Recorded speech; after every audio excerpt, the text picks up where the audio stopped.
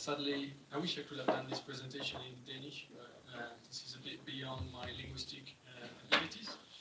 I hope it's okay with everyone. Can you hear me okay with the microphone? Yeah. If you have any questions or things you don't understand, just raise your hand, and I'm sure someone can translate. But I've been told you're all perfectly bilingual, so shouldn't be a problem. Intro, who I am, why am I here? So I've been flying drones for about 3 years, 4 years. It's just started as I'm a normal photographer. Started to do landscape photography, and I looked into drone photography as just another way to put my camera somewhere else than being restricted by gravity. So I could just put it a little bit higher or go beyond that rock and just get angles that you wouldn't be able to get otherwise. But I didn't really think about it. I just bought a Phantom 2 back in the day, and then started taking pictures, and they kind of got a lot of momentum, things that I wasn't able to get with my normal photography. It always feels pretty weird when you have to refer to photography as normal photography, terrestrial photography. How do you call it? This is aerial photography. So yes, I got started getting in magazines, started getting awards. So I thought, there is something in this aerial photography thing. So my drone so far, I started with the Phantom 2. Did anyone actually get one of these Phantom 2? No one started with a Phantom 2? One person. God, I feel like I'm a dinosaur in the drone community. Basically, I got, you had to attach your GoPro to it. I didn't even have a screen at the time, so I had no idea what I was doing. I was just sending the drone and hoping for the best. Where is it looking at? Eventually got a screen, but it was a GoPro, so once you had to start recording, then send the drone, and then you couldn't change anything, you didn't have any settings. If you wanted to take pictures, you had to set it on, take a picture every second, and then you flew for 10 minutes, and then in the 600 pictures you took, you might have a good one or two good ones. And as you do when you have a new drone, I crashed it multiple times. Especially, you didn't have any avoidance obstacle, didn't have any technology.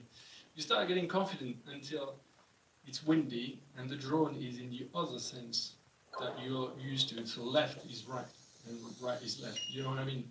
So when it's facing forward, it's very easy. Left is left, right is right, easy. But when you're really close to a palm tree and it's windy, and it's the first time you're flying your drone, it's very easy to get it wrong and end up in the palm tree. I've done it multiple, but this thing was built like a tank. I mean, I've crashed it 3-4 times and it still flew very, very well. But then eventually they figured out that having a camera that you can control from your remote is actually a good idea. So I got the Phantom 3, I took a lot of great pictures with it for a year until I made the mistake of visiting Morocco. This is where my drone is currently held in the customs of Marrakesh. So I'll talk about that later, but important point, check the laws. Yeah? Yeah. Oh yes, thank you. My lovely assistant. So yeah, make sure you check the laws. India, Morocco, there's a few countries that actually ban drone completely, so make sure you don't make the same mistake as I do. But it was basically, it's a good excuse every year. Either you crash one or you get one confiscated so you can get the new one. That's my strategy. I got the Phantom 4, loved it, I had it for a year, great drone, until I went to Old Man of Storr. Anyone been there? Beautiful Scotland, Isle of Skye. I was doing some video, kind of really. And when you're doing your video, you're like on the screen, kind of, videos is why you crash most of your drones, because you're like so into your movement, you forgot that, oh, suddenly I'm straight opposite the rock, so I've lost the connection, right? But return home, set on, yes, it's gonna avoid the rock, right? Yes, it will. Will it? Will it? No, yes, ooh, it's going for it. Oh, no, it didn't. But I didn't realize it had actually got so close the first time, because once you get the connection back, you haven't seen what just happened. So I did it another time, and this time I wasn't so lucky. Especially I was on my own. It was 6 o'clock in the morning. You hear it's quite noisy, especially when there is nothing else around. And so when you hear silence, complete silence, it's not a good sign. So I had to hike back. I was about there, and I had to hike back. And as I arrived to the food, you still have the belief that somehow your drone is just still there. You landed on, it's fine. It's still. And then I thought, just the camera, just picked up the camera on its own. And then I saw lots of different bits basically just exploded into the rock. So what happened, and I invite you to make sure you have avoidance obstacle on before every flight.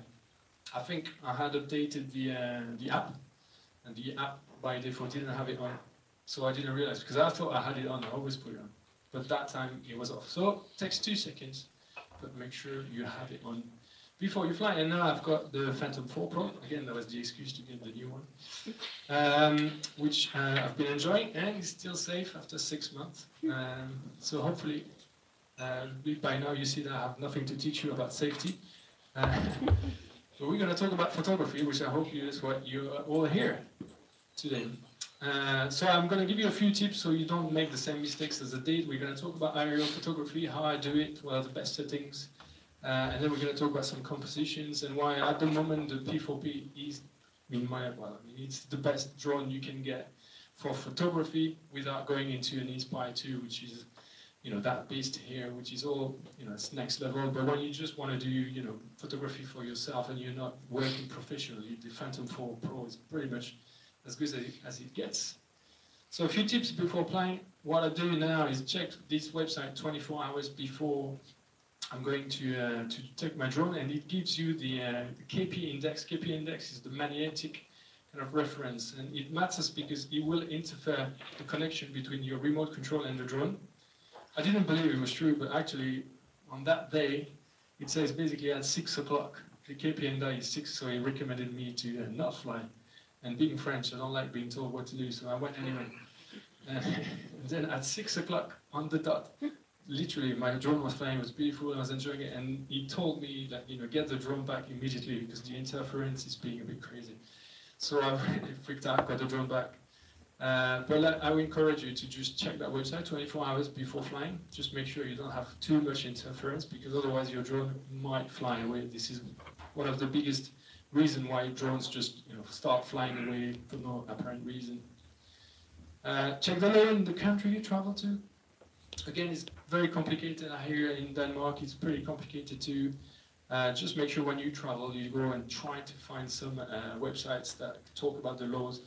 It's very painful. I'm by no means an expert in legal stuff. I try to be a reasonable droner, but it's very hard to find when you travel to a new country what you can and can't do. So just make sure you go on forums and don't get in trouble. The DJI no-fly zone is another separate map. It's important. It's not the most accurate. It will not tell you for each country where you can and can't fly, but it will tell you if you can fly. So for example, if you were to go here on that spot, you will not be able to fly at all. So just make sure before you travel very far and you've checked that and actually you can fly where you go. Simple tips, but it might save you time. Make sure you have your return to home altitude high enough. So again, if you have your return to home altitude too low and you're going for a big rock or big mountain, so what happened to me in the example I showed you, if the rock is higher than your return to home altitude, the drone is going to go to, say, 20 meters. But if the rock is 30 meters, it's going to go straight into it. So make sure you have it at 100 meters, 120 with whatever is the limit. Simple tip, but again, it will save you a possible drone crash. If you're taking off from a boat, again, another big mistake people make and the cause of a lot of drone deaths is you're on a boat, the boat is moving, you're driving your boat, but you've put it in return to home. So what happens is if you lose connection, it's going to go back to the point where you started, but you're not there anymore. So if you go on YouTube, it's hilarious, like seeing the last minute saves where the boat comes back, driving, and they just grab the drone just before it's about to land. Sometimes it's successful, sometimes not so successful. So if you don't want to do that, just put it on hover. So if you lose connection, it will just stay where it is, and then you can go back with your boat. Get it back. Obstacle avoidance. I hope I made my case to have it on at all times. And make sure you wait long enough for the drone to set the home point. Sometimes it takes quite a few seconds, and you're in a hurry, you want to get the drone out as far as possible, as fast as possible, but sometimes if you haven't set your home point perfectly well, it will not be able to know where to go back, or you might actually try to go back a few meters off where you want it, and a few meters in some situations is the difference between your drone landing safely or in the water or something else. So just make sure, take your time, take a few seconds, and make sure you've got your home point set properly. Alright, so that was the not so fun bit, the fun bits, the photography. Why aerial photography? So I started in this place. Anyone recognize this? Yes, one person. Sri Lanka. Yes, Sri Lanka, Sijir, yeah. So the amazing rock is basically an old castle on top of that rock. But if you want to take a normal picture of it, it's actually virtually impossible to get a good picture of it. This is what it looks like once you arrive in front of it. So you're like, oh, it's a big rock. As you get closer, you can see it's a big rock with stairs on it. Super. Then you start climbing it, and you go, okay, now I have a view of stairs and some jungle. And then you get on top of it, and you go, okay, I have some roads and the forest in the background. But you don't have any idea of, what does it look like what I'm sitting on, until you take your drone, and then suddenly you can see the scale of it. You can see the actual, the complex. How beautiful it is. You can see you have a sense of scale. This picture is impossible unless you have, even with an helicopter. I think you'll be too high to get it properly. This is just at kind of at the level of the monument itself. But this was literally one of the first pictures I took with my drone. I took a few of them. A few different angles. And basically I came back, it was 4 years ago, came back home, put them online as I do. Normally I get about, 7 likes at the time I used to get, including my mom and my brother. And this picture, suddenly people started ringing me, people started wanting to put it in magazines. What's happening? This is new. All the efforts I've done in the past doing normal photography have resulted in absolutely nothing. So I was very surprised. He ended up being in a DJI book, 10th anniversary above the world. It was in Lufthansa magazine. I was like, oh, what's happening? That's pretty incredible. I was surprised. I thought it was a one-off and didn't think much about it. Then I went to, literally 2 months later, this is 2015, went to Cinque Terre in Italy. I'm in front of you, actually. Can you see? Went to Italy, so this is Rio Maggiore, beautiful village, but essentially once you're there is only that view, pretty much. If you want to take a view of the village, that's where every photographer lines up, because this is the only view you can get of the village. It's very, very hard to get any other view of it. Unless, again, you take your drone and suddenly you can see the village, you can see everything, the scale. This is the best view of the village, but it doesn't exist unless you have your drone. Similarly, this is Vernazza. Vernazza has 2 views. So you either see photographer here or here, and basically all the freedom you have is whether you go a little bit to the left, a little bit down, or a little bit high, put a pick filter, and you have to hope the weather is good. But this is all you can do, unless again you take to the air and suddenly you see the village in all its beauty. So that was pretty much the second time I took my drone back in there, and then came back and uploaded them again, these pictures especially. And again, he started being reshared tons of times on Instagram. I ended up making the cover of Geo, which is the most popular French travel magazine, which I would have never been able to do if I had done normal photography in 1,000 years. I probably wouldn't have got a cover. But I was one of the first ones to have a nice picture of this place at that time with the drone. And so this is, how it started, going, okay, basically there is something there, it's new, this is new angle, you have much more freedom, you have much more creativity, I thought, because you can really have so many more angles once you take to the air than you have from the ground. This is the lavender in France. Again, this is the classic view. That everyone goes there to get, beautiful lavender fields with the tree and the sun in the middle. But again, if you take to the air, you start having much more interesting compositions, colors. You can see the scale of it much more. And then I ended up being quite lucky. That tractor, for some reason, just ended up going straight in the middle. And I was there to capture it. But this is now my most awarded picture.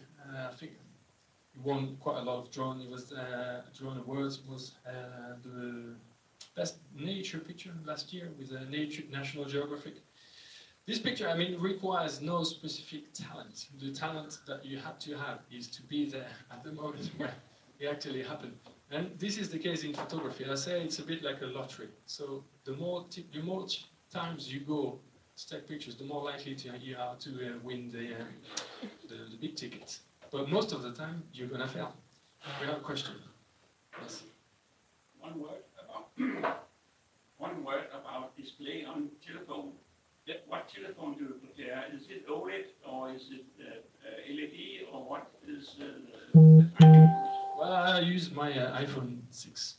It's not very fancy, but this is the one. It's just big enough that I can actually see what I'm doing. I'm trying to travel as light as I can. I don't want to take an iPad mini because it's already quite heavy. Plus, I have the camera. I have my normal big camera. Sometimes my tripod. So having an iPad for me is a bit too much. But I'm thinking of going there to get you an iPad mini because I think it will give me a little bit more visibility. So to answer the question, any phone will do as long as it's big enough. I wouldn't recommend going smaller to this kind of size. in the sun? In the sun, I have the what is it called? Shade thing. Yeah. I recommend you have to have a shade thing in the sun, otherwise you will literally see nothing. So size-wise, I wish sometimes I had something a little bit bigger, but for me the weight, when you go on hike for hours, I'd rather sacrifice that a little bit. I wouldn't have a smaller phone. This is about as small as you can get to still see something. Any other questions? No? So far so good? Or you just don't understand anything I'm saying and you're basically nothing, so you can get to the maths presentation, which will be in Danish. Don't worry, most things you understand English. I don't know. Even with French accent. Yeah? Even with your accent. Yeah, I hope so. I feel like an episode of The Killing sometimes when I hear Danish speak. I love it. So my recommended settings. So shoot in RAW. Hopefully most of you will know the difference between RAW and JPEG, but just in case, RAW is where you get all the information. Am I saying, like, does anyone not shoot in RAW? No? Okay, so shoot in RAW. Keep shooting in RAW. Image size 4/3, so once you start automatically getting your DJI drone, it will be set in 16:9, which will make the images very wide and not very realistic. So go back to 4/3 if you haven't done that already. Yep. Does it drop in 4/3 to get to 16:9? I don't know if it crops it automatically. I'm pretty sure It doesn't? Or so you get the full picture with the 4/3. 4/3 you get the normal, Yeah. the images you see all the It's a time. full picture. Yeah, but the 69s you see a very wide, distorted kind of version. Basically crops Yeah. top and bottom. Yeah. I think it crops, does it crop? Yeah, I'm pretty sure. I've never asked myself that question. But yeah, so 4/3 is the way to go. Keep ISO 100, obvious, but especially with drones, as soon as you go to ISO 200, 400, 800, the quality suffers a lot. I mean, we're talking, sensors the size of a GoPro, so we have to understand that there are still limitations with it, but keep it to ISO 100 as much as you can. White balance, there's a few different options here, but basically the difference is that you only have a certain amount of time in the air, so I don't want to be changing my settings constantly when I'm going to be in the air for 10 minutes. I leave it in auto, because you're shooting in RAW, you have all the information, so you can change your white balance in Lightroom easily afterwards.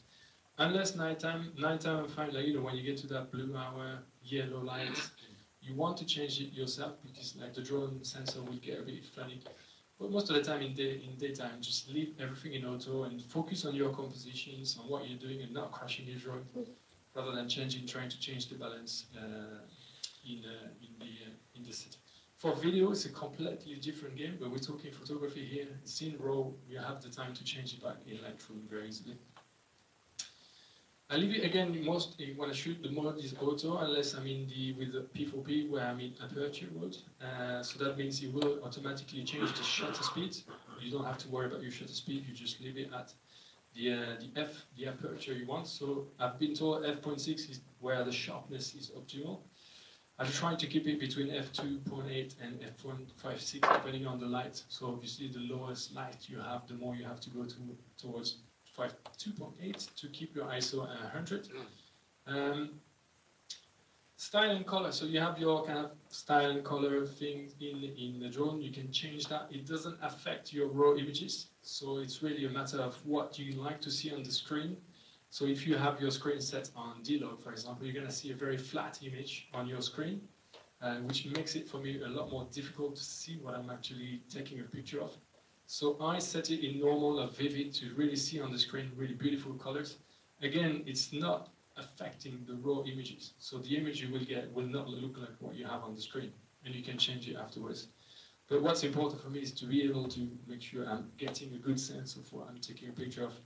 Again, if you're doing videos, it's a completely different story. You probably should shoot in D-Log, but for images, I leave it in normal vivid. It doesn't really make a difference. What makes a difference though is bracketing. So anyone familiar with bracketing? Yeah? Yeah, and most of the time I just leave it on five images. The point of that is trying to capture the entire dynamic range of your scenes. So having the information in the shadows and in the highlights. Again, we're talking really small sensors, so they are not capable of taking the entire information, especially if you're shooting against the sun. You're going to have all the cloud, the sky part completely burned out if you only take one image. And equally, if you want to have that sky well exposed, you're going to have all your shadow parts completely without any information in it. So why are we doing that? To give you a quick example, this is what you take as exposure 0. This is the normal image. You will see that the right part is completely burned. I could not get the information back here. Even in Lightroom, if I go up, highlight 100, this is finished. Here I can probably recover some of the shadows here, but it will have some noise and it won't be of extremely great quality. So by having the bracketing at 5 images, it does automatically will take a little bit brighter an image, another bright image. So now I have this part, which is perfectly well exposed, and I have the best information here possible, but my right part is completely blown out now. So you go the other way. You go -1, and now you start getting some details back in the right part. And then you go -2, and you can see that I've got almost all the highlights, but here this is completely gone. So if I try to just have that image, I could probably get a bit of the sky back, but the shadow part will be really terrible quality. I will have a lot of purple hinge, I will have a lot of white image. So basically, this is what you look like if you're going my normal exposure. If you try to get that in one image, you can still see that it's okay, but what you really want to do is to combine these fine images in Lightroom or any software you have. Do a merge HDR, it takes 2 seconds in Lightroom, and what it will do is take all the good parts of the shadows, take all the good parts of the highlights, combine it into one image, a super image if you want, that will have all this information. It takes 2 minutes. Sometimes you don't need it, but now we have big memory cards. You know, if you don't need the images, you just finish them, delete them afterwards. But at least you have that option when you go home to actually go, oh, I can, you know, save this landscape that will not have been possible otherwise. So this is what it looks like once you've exposed them all together. This is the final image once I have done a few tweaks to it in Photoshop. What the eagle eye view will have seen is that I still haven't actually got completely, that right part is still a little bit blown out. What I should have done is basically start the bracketing from -1 or -2, because it's a lot easier to get your shadows back in Lightroom than your highlights. If your highlights is burnt, there's nothing you can do in Lightroom. But your shadows, you can recover them. So once you're shooting into, whoa, what's happening here? Yes, once you are shooting in this kind of situation, you want to make sure basically you start at -1, -2, so you will have all the information in the highlights, and at 0 or 1, I don't know if it makes any sense, but basically it will be a lot easier to recover this information than the other information. So once you start your bracketing, just go make sure you move that little dial, and you go to -1 or -2, and then you will have your entire dynamic range. How to shoot at sunrise, sunset? Question? Can you put on ND polarized filters and then enter the shot speed different to It's a very good question. I don't like polarizer a lot. Polarizer, I use them for like if you have sea, you're on water and you want to reduce the glare.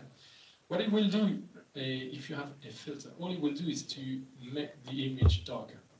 So it won't change the fact that you still have to go, it won't change the dynamic range of your image unless you have a filtered one, graduated one. So, but graduated one with a drone, I find it's a bit of shooting yourself in the foot because it would be, if you want to take any other image than the one with your graduated filter. So if you suddenly want to take a top down, well, you have half of your image that's dark and one of your image that's bright, so you can't really do it anymore. For me, graduated filters are great if you have an ocean in front of you, if you have all the time in the world and you can just go, okay, I've got, set it perfectly. On a drone, you have 10 minutes, I'd rather not have it, so I can have, I can take all the pictures I want, and just bracket, so you make sure you have your entire scene. A filter is not going to change the fact that you're going to need to bracket your image. Does that make sense? Yeah. But I do have a polarizer most of the time when I'm on water, just because it reduces the glare. We have another question. How about ND filters and video? Well, video is another completely different. You have to have filters on video pretty much at all time.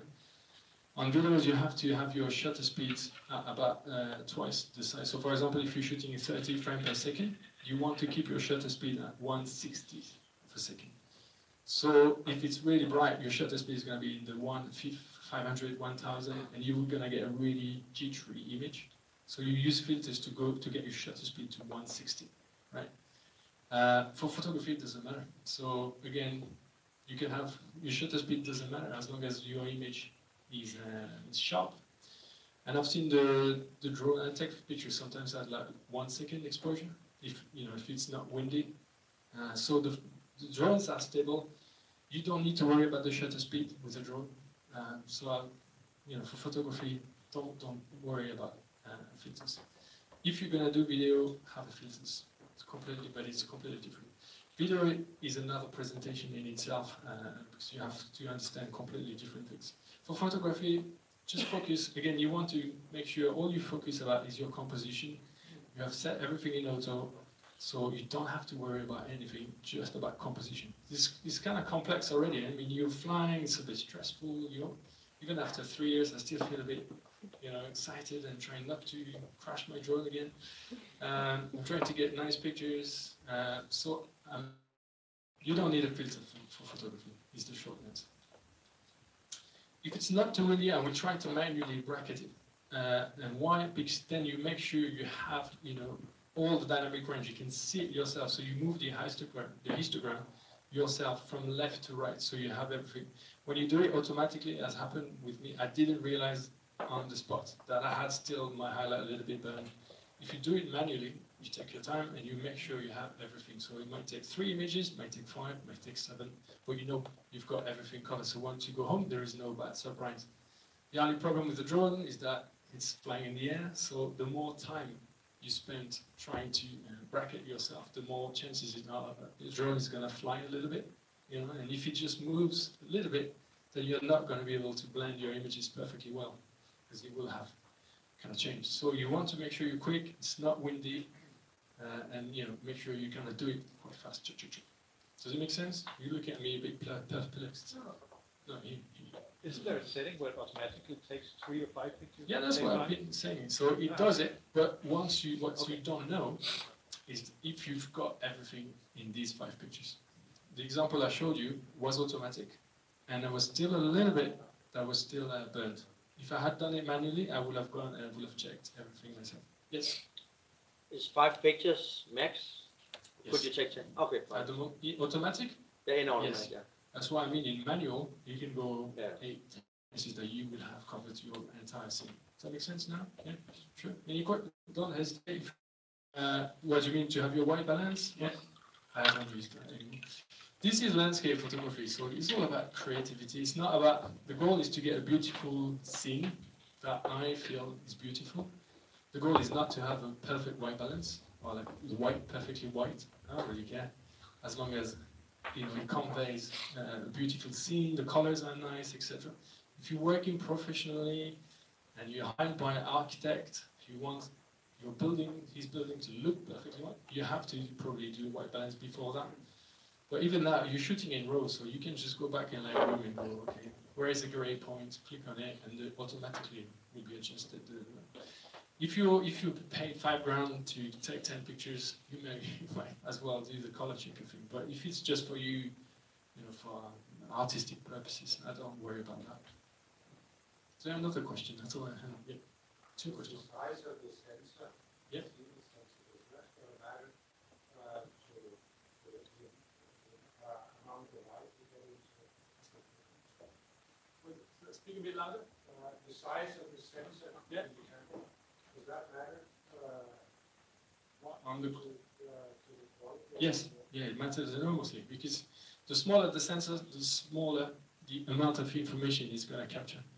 So if you have a dynamic range, the difference between the shadows and the highlights, like the scene I showed, is pretty huge. The smaller the sensor, the more difficult it's going to be to get actually all the bits of information. With an A7R, for example, I have the A7R II. I probably could get a picture in one image, two images, because it's got the biggest sensor. It's got really, incredible capacity to get the highlights and the shadows. But with these small sensors, the size of it, they're so small.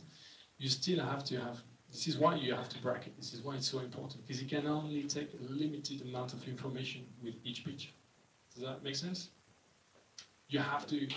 There will be. You have to take several number of Yes. pictures that the drone is not taking.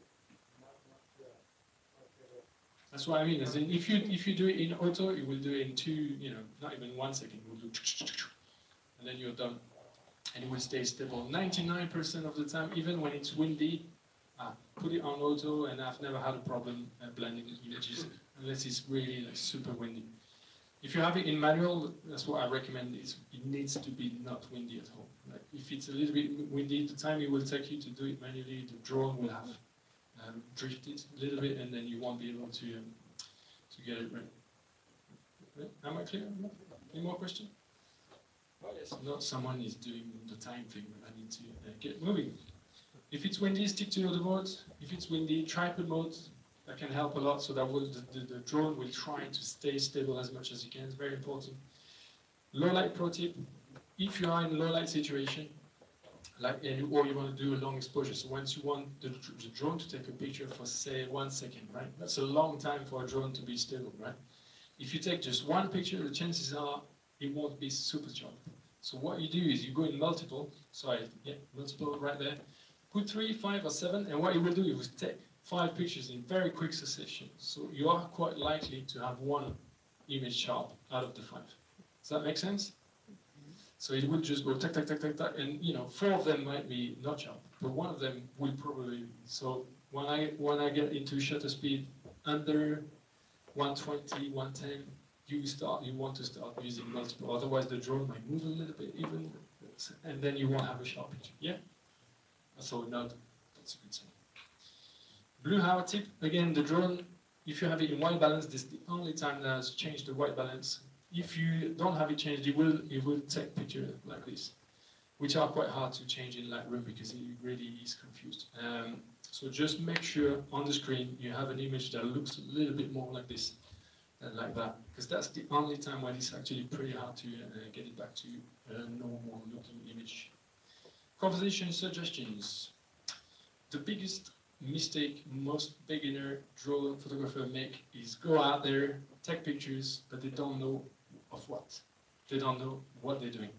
So before you go and take pictures with your drone, have an idea of what you're going to take pictures of. That sounds very simple, but I see a lot of people not doing that. So they go out, and then they spend like 2 hours trying to take pictures of, and they go, I haven't got a good picture. It's because, why are you trying to take a picture of? I said, well, I don't know, I was in the forest. Trees. Lake. Yeah. Think before you take pictures. And that's, that very wise man is a National Geographic photographer. But he said, if you want to become a better photographer, stand in front of interesting stuff. In our case, you will be probably flying in front of interesting stuff. But have a subject, have an idea of what you're trying to take a picture of.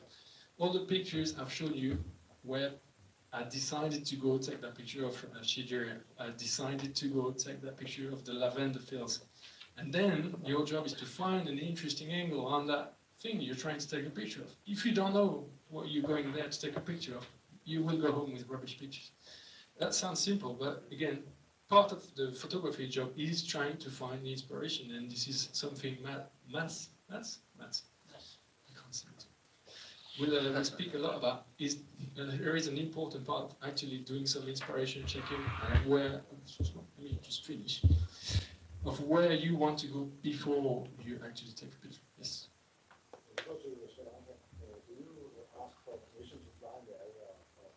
So I did ask at the time, it was 2015, it probably changed. Like most of cases, Cinque Terre here, that was 2015, I think it is now not allowed anymore. But Sri Lanka at the time, I talked to the Ministry of Tourism, and they said it was legal. You just have to, again, this is virtually impossible to have the perfect answer, because Sri Lanka might be okay in some places not okay. You have a sign. That's why I recommend going on forums, because that's where you probably get the latest information on how things change. Like I went to Budapest, I took the airport. I went there, no problem, went back. On the airport, I always had my drone with me to check in. I don't like to put it in the compartment. So I arrived at the airport, go to the security, and they stopped me and said, "Oh, you can't take your drone with you. You have to check it in." I was like, "Well, what do you mean?" "Oh, no, you're not allowed to enter the airport with your drone." So they forced me to actually check it in, but I only had my backpack with me. So they forced me to put my drone in a little backpack in the check-in, and I kissed it goodbye. There's no way I'm going to still see you again. Luckily, he survived, but nowhere I had looked online. Nowhere, no one was saying that. So again, there's a new thing. So now, to avoid that, I actually do check it in at all times. So when I travel far, I put a big luggage, put my backpack, surround it with towels, and then off it goes. That's the only way I don't have any surprises like this, because, I mean, if you've traveled with a big drone, like the security is quite there. You're always going, "Ooh, what's going to happen?" Especially once you have a few battery with you. So now the drone is going in the checking in. No one checks it. I don't have that problem. Keep the battery with you, though. Very important. Don't check the main. I don't remember. Yes, I answered the question. Right? Sunrise versus sunset. Which one is the best? It's up to you. I prefer sunrise for the simple reason that there is nobody around, and I don't like to annoy people. I don't like to be that guy when there's lots of people. You've got to try and I find that annoying myself when I'm just taking a hike. There's lots of people. Someone's flying your drone around on top of everyone. Don't do that. Don't be that guy. I prefer to go sunrise. I'm there at 4 o'clock, 6 o'clock. I'm out. People start arriving. I'm gone. I've taken my pictures, and I'm gone. The best light is in the morning anyway, so just make sure you go there. Sunsets are beautiful again, but problem is you get a lot of people. So make sure you're not annoying anyone, and be responsible. Climb that mountain. That's a very simple tip, but I don't know if it's the way most of Europe. It's 100 meters or something, depends on the country, from your takeoff point. So if you take off 300 meter high, suddenly you have 400 meter high range, right? And you're still legal. So that's what I do. I will go in the morning and climb that mountain, so I have a high vantage point. And you see much better what you're doing than if you stay on the ground and you try to get high. You will be limited to your 100, 120 meters limit. If you climb the mountains, you're 400 meters high, and you're still legal. So I do that. It's a pain in the ass sometimes, especially when it's 3 o'clock in the morning, it's pitch black, because you want to be on top of that mountain when the light is good. So you have to start completely in that. But it's most of the time very worth it. And this is just a few interesting composition ideas. Find interesting shapes again. So beautiful view, it leads you to the mountains. I'm going quite fast with it because I think we're now running a little late.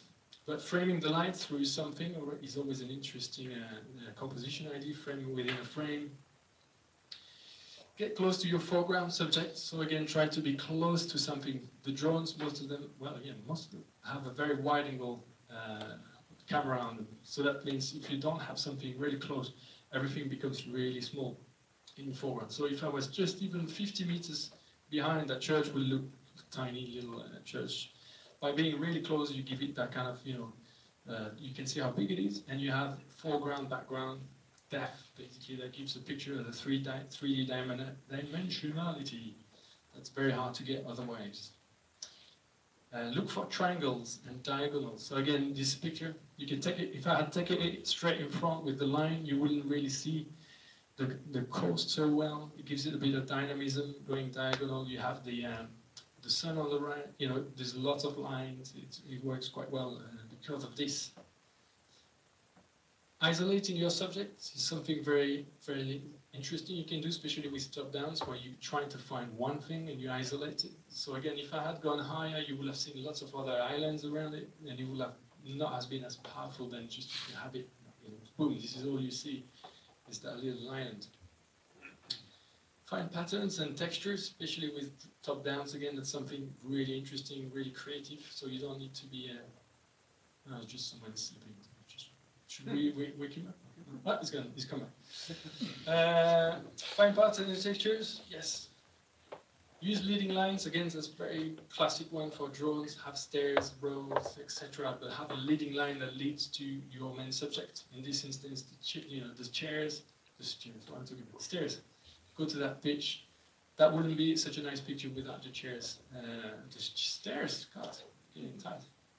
That really kind of helps you lead the line going from left to right. So you always trying to lead the viewer to where you want, how do you want them to read your image. You have to have an idea of what you want. So in this image, you enter from the left and you go to the right, and you end up on the beach. Well, at least that was my hope. For reflections, always work well, especially with lakes. And then having that boat come in the middle, kind of making the ripples. I think we call them ripples. Really makes it work well. So it breaks that kind of mirror reflection. Are you asking a question? Or are you, Yeah. Just, I was wondering, do you make room for cropping, or of course you're trying to get the perfect shot, but do you make any room for cropping? That's a very good question. For this one, because I was with the Phantom 4 and it's 12 million pixel, you don't have a lot of room to crop. Once you're talking Mavic, if you're talking Spark, Mavic Air, anything else than the Phantom 4 Pro, you're shooting 12 million pixels. So the more you crop, you start really, making the image of less quality really small. So anything else, I was trying to get the perfect image. Once you get to Phantom 4 Pro, you have 20 million pixels. So you can crop 20% of it and it still be a very decent image. Once you are with the smaller drones, you have to kind of get it right. It's my 2 cents.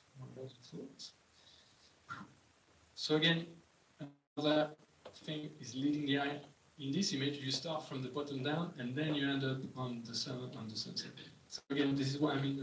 And in Photoshop, in Lightroom, you can accentuate this feeling of light and help the viewer go, okay, how do I read this image? Pro tip, don't shoot into the sun. I mean, even with a super camera, if you try to take that picture, you can bracket 600 images. You're just going to have that white dot in the middle. This is impossible. There's nothing you can do. All you can do is wait a little bit longer, and then you get something like this. Then the sun has gone down, so you get that beautiful light, you get the colors. So don't try to take pictures against the sun. There's nothing you can do. Just wait, and you end up with something like this. The drone is capable of taking all the dynamic range here. There's no problem. You could probably even take that picture with 2 shots, and you will have that all you need in this image. So as I said, lead the eye. Always think of giving people ways in your image, going to somewhere. Get high first. So this is what I meant. As in, here I climbed that mountain. So I am actually on top of here. It took me 2 hours to get on top of that, which is why it's so high, and I'm actually even lower than the point where I took off from. But because of that, I have this beautiful view. So I try to start high. So I have my batteries. When I have 100% battery, you go high, you go far, you can do the things. And then when you get back to 60, 50%, you get closer to me, so I know if there is any problem, I'm close to the drone, you won't have any problem. If it happened to you once where you were quite far, like, a few hundred meters, and it's windy, and suddenly you start trying to get it back, and it's fighting in the way, and it's 20% battery, beep, beep, beep. It didn't happen to me, just a friend. But, so, get high first. I was there, I took the picture, we were a few Instagrammers, everyone has that picture. And this is your goal as a creative photographer, is to go, okay, I've got the shot I wanted. Now, what can I do? I've still got battery, I've got lots of pictures. Oh, what's that over there? And I've bought this clicker yesterday, I'm very happy with it. Look, I can do things. What's that over there? It looked interesting, and I went there, and boom, this is what happened. I love that picture. It's almost my favorite picture of the whole trip, and I'm essentially just 10 meters high. It doesn't need always to be super high.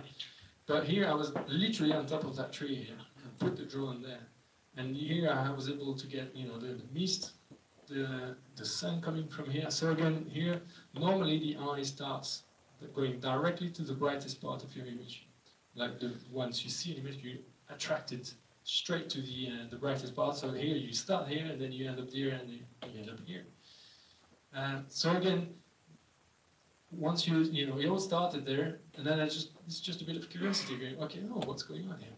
And with the drone making sure, you can't always see from visually where are the good spots. So if you have to make sure on the drone, you make sure you look around with the drone to make sure, something might be happening just behind you. You have no idea if you don't look with the drone. It sounds simple, but, you miss a lot of opportunities like that. Another one here, it was the same trip. We were with a lot of other photographers. We took off from about here. Everyone has that shot. So we all have this shot, amazing. But I was the only one to go, okay, what's going on over there? Send the drone there, and boom, much better picture, in my opinion. No one else did. Simple. It doesn't require talent. It's just going, okay, what's going on there? Oh, that's a much better scene. So again, this one works really well because you have a lot of contrast, beautiful light here, the shades, and then you have that kind of road. But again, this is just the scene. It was there for 5 minutes, then the light completely disappeared. So if you weren't kind of alert, you would have missed it. Split screen, very classic with top downs. Have a part of the image that's full of texture, and the other part that's completely different.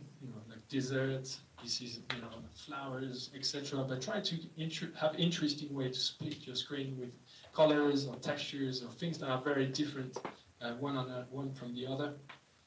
Create abstract shapes. So again, I quite like that they look like a tear. Always try to give people a sense of scale if you can. So it's quite hard to see the scale of it until you realize this is a kayak. And then you go, that's actually pretty big island. And create abstract again, so trees from there end up looking, depending on who you are, like Brussels sprouts or mushrooms. But always very interesting and intriguing. And then play with colors again, so have like two leading colors. So here it's the red and the blue. In my lavender shot, it was the purple and that touch of green. Without the touch of green, the picture of the lavender wouldn't have worked. Purple and green are like opposite colors. They work really well together. Here again, the red and the blue make it work very well. But you can do the opposite and have absolutely no colors. Yes?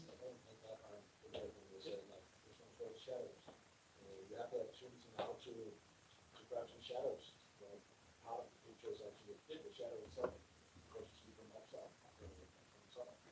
Here we go across over that one. This one, that's not so much, but if you see the person there, this one, Oh, the shadow, yes, where you play with shadows, yes, sorry, it just took me. You can do very interesting shadow pictures. There's one famous one with the camels. From top down, all you see the shadows. Yeah, very good point.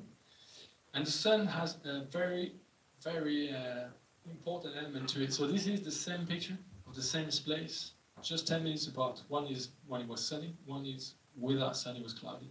I have no idea why, but like suddenly you couldn't see any of these textures with the sun on, but without it, it just becomes like this weird terrestrial extraterrestrial place.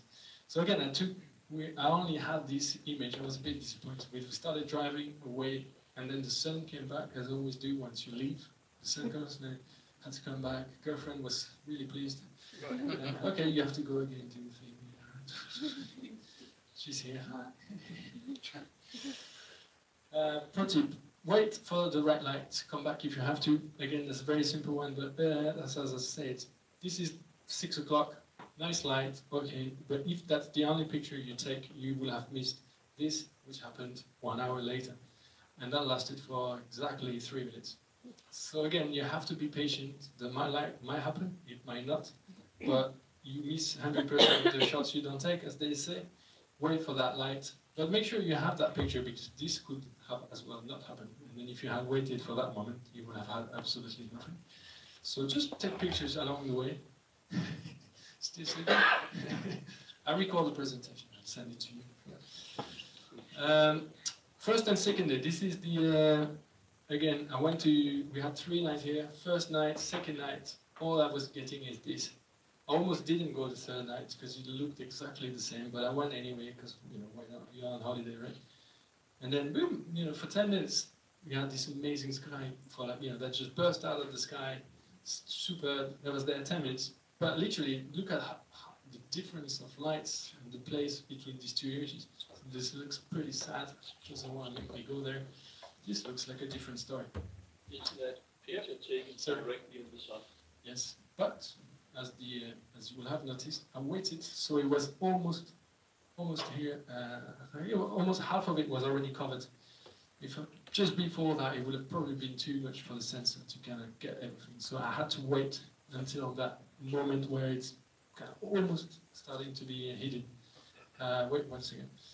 And you have to have some tricks, up on your sleeve to make sure you get all the. Sometimes having a little bit of highlights, but it doesn't really matter. You don't need to have the 100%. You don't need to see the bulb of the sky here, as long as you get a nice sense of light. Yes, sorry. What about wind direction? Second. I have seen in Denmark, when the wind has been in north for some days, then the sky is clear and you have a very fine view. It is coming from the south, all you have is the fog. So it's not sharp. Yeah. Are you thinking of that? Do you understand? No, I'm not sure. All right, let's talk to me afterwards.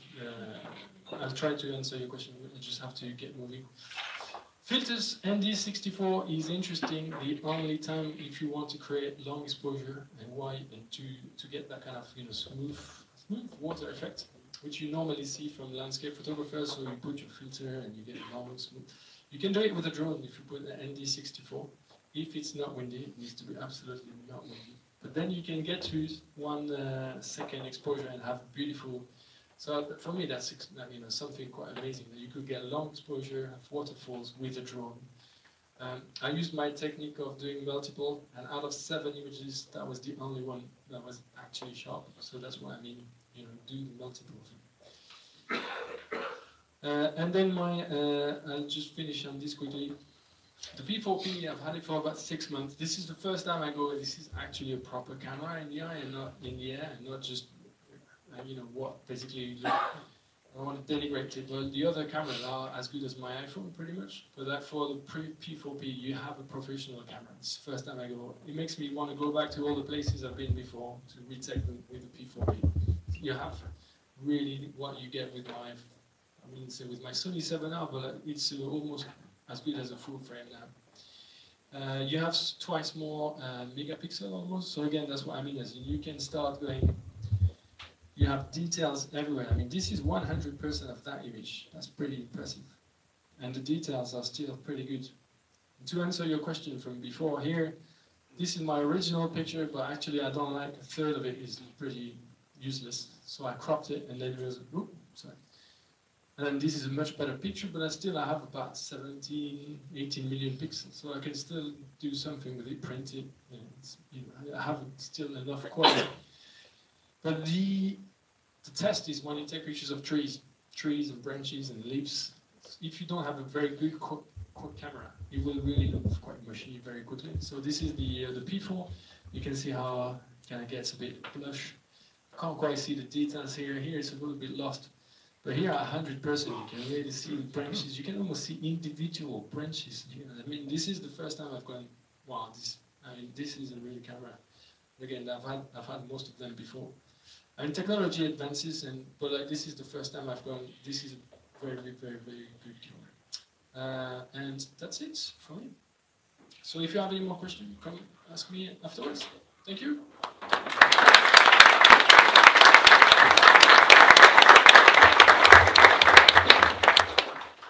Ja, og lige før I går til pause, I har pause til klokken 3, så det er lige 10 til 12 minutters tid.